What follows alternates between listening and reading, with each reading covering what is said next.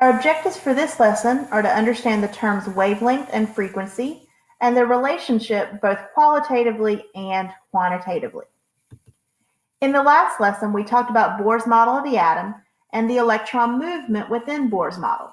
We noticed that as it went from an excited state to a ground state, it released energy in the form of photons. Well, those photons will have specific energies that fall along this electromagnetic spectrum. You have a copy of this on page 8 of your reference table.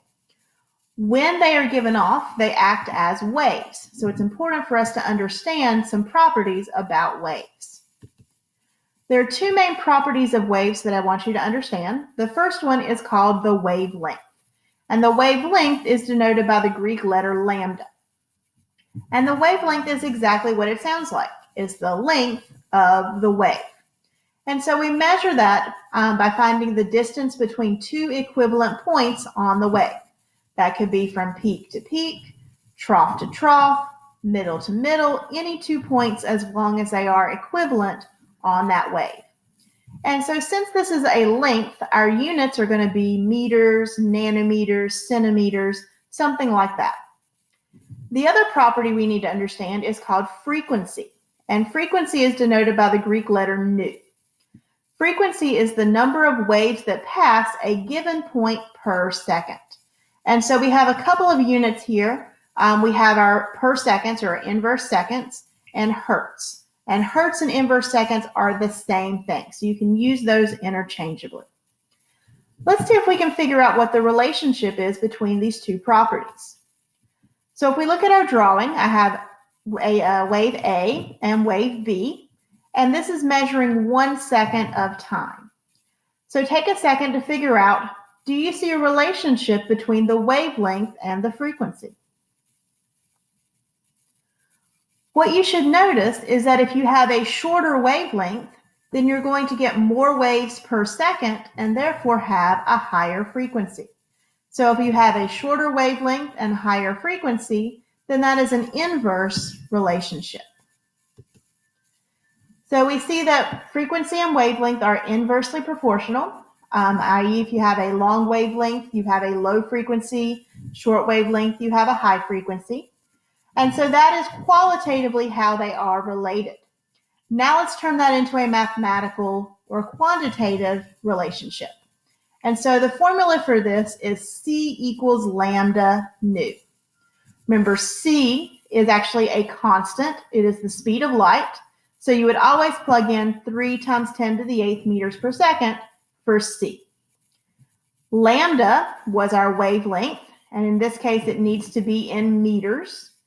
And nu is our frequency, and in this case it needs to be in either hertz or inverse seconds. Let's do an example. So it says, what is the frequency of a wave with a wavelength of 1.2 times 10 to the negative 10th meters? Okay, so looking at our question, they gave us a wavelength, and they're asking us for a frequency. So the formula that has both wavelength and frequency in it is our C equals lambda nu. So that's the one that we want to use. We plug in everything. So remember, C is the speed of light. That's going to be 3 times 10 to the 8th meters per second. Our wavelength is lambda, so 1.2 times 10 to the negative 10th. And then we're looking for frequency. So when I divide that, 3 times 10 to the 8th divided by 1.2 times 10 to the negative 10th, we get a frequency of 2.5 times 10 to the 18th inverse seconds. Okay, there's another relationship that we need to know, and that is the relationship between the energy of the photon and the frequency. And so what we see here is that we actually have a direct relationship. The higher the frequency of your photon, the more energy it's going to have. Mathematically, we would represent that as E equals h nu. E stands for the energy of the photon, and your unit on that is going to be joules. H is another constant called Planck's constant, so you would always plug in 6.626 times 10 to the negative 34th joules times seconds for that one.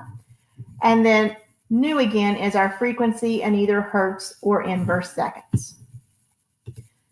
Okay, so here's our example. It says, what is the energy of a photon whose frequency is 3 times 10 to the 12th hertz? So this time they've given us a frequency and we're looking for energy. So our formula that has both energy and frequency in it is E equals h nu. So that's the one we're going to plug into. Remember, E is the energy, so that's what we're looking for. H is Planck's constant, so 6.626 times 10 to the negative 34th. And then nu is your frequency, so 3 times 10 to the 12th. When you multiply those two together, we get an energy of 2 times 10 to the negative 21st joules.